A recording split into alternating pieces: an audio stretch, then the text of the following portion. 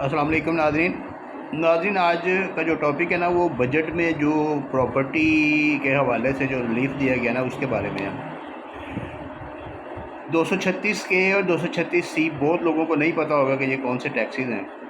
اور جس وقت آپ رجسٹری کروانے کے لیے جاتے ہیں تو جو وکیل صاحب یا جو وہ وثیقہ نویس ہوتا ہے یا جو پٹواری صاحب ہوتے ہیں وہ جو آپ کو کہتے ہیں جتنی فیس کہتے ہیں وہ آپ جمع کروا دیتے ہیں۔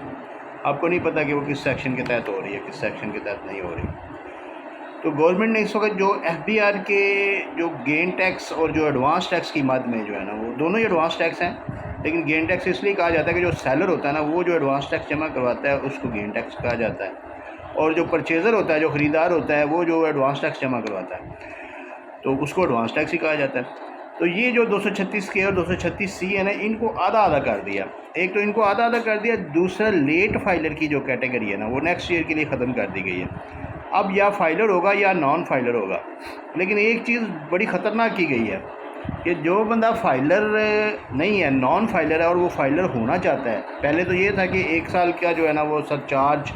1000 روپیہ سرچارج جمع کروا کے تو وہ آپ فائلر ہو جاتے تھے یا لیٹ فائلر ہو جاتے تھے۔ اب لیٹ فائلر کی کیٹیگری ختم ہو گئی ہے، اب آپ نے فائلر ہی ہونا ہے،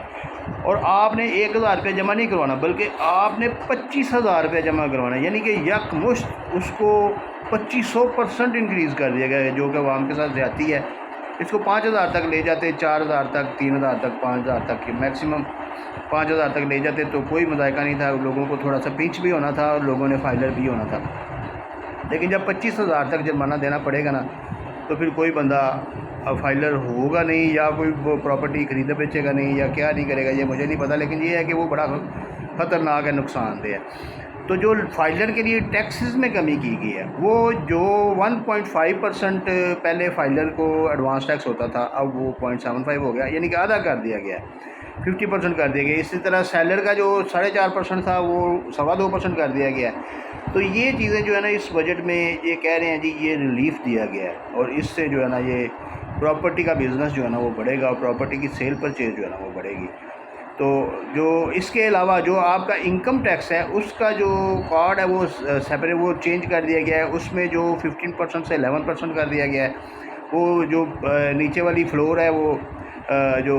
جو 6 لاکھ کا جو ایک ایج تھا وہ اس کو 6 لاکھ تک ہی برقرار رکھا گیا، لیکن 12 لاکھ تک جو ہے نا وہ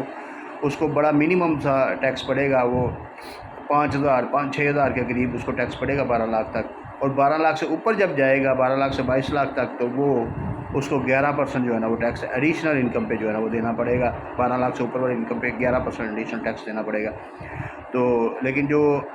نیچے والا ہے اس کو 12 لاکھ تک جو ہے نا وہ بڑا نامینل سا ہے، 6 لاکھ تک تو زیرو ہے، لیکن 6 لاکھ سے 12 لاکھ تک جو ہے نا وہ بڑا نامینل سا ہے، وہ تقریباً 6,000 روپے بنتا ہے۔ تو اس سے اوپر جو ہے نا وہ بڑھنا شروع ہوگا، لیکن جو پچھلے سال کا انکم ٹیکس تھا اس سے اوپر والا بھی جو ہے نا وہ کم ہے، وہ اس کو ریلیف دیا گیا ہے، یہ ماننے والی بات ہے۔ لیکن جو پراپرٹی میں بھی ریلیف دیا گیا، لیکن جو فائلر بننے کی جو کرائٹیریا بنا دیا گیا نا کہ اب آپ نے جب فائلر اگر 30 ستمبر کے بعد فائلر ہوئے تو پھر آپ کو 25,000 روپے سرچارج دینا پڑے گا۔ اس کے علاوہ جو ریٹیلرز وغیرہ کی وہ بعد میں بات کریں گے، ابھی ہم صرف پراپرٹی کے ریلیٹڈ ہی کر رہے ہیں۔ اس کے علاوہ پراپرٹی کے اوپر باقی اور کوئی ٹیکسز نہیں ہیں، اور وہ اسٹامپ ڈیوٹی ٹی ایم اے ایز سیم ویسے کا ویسا ہی 1% رہے گا، وہ پہلے ہی 1% ہو گیا۔ جو گاؤں کی آبادی تھی اس کے 3% تھا، لیکن وہ بھی 1% کر دیا گیا تھا۔ شہری علاقوں میں تو پہلے ہی 1% تھا اور وہ 1% ہی تھا اسٹامپ ڈیوٹی، اور وہ دوسرا جو ہے نا اس کا ٹی ایم اے، اور اب ایڈوانس ٹیکس اور گین ٹیکس میں کمی کی گئی ہے۔ انشاءاللہ اللہ تعالیٰ جو ہے نا ان کو ہدایت دے اور یہ مزید جو ہے نا وہ عوام کو ریلیف دیں اور مزید ٹیکسز میں کمی لائیں، اور اس کاروبار کو تاکہ بوسٹ ملے اور پراپرٹی کا کام جو ہے نا وہ آگے بڑھے انشاءاللہ۔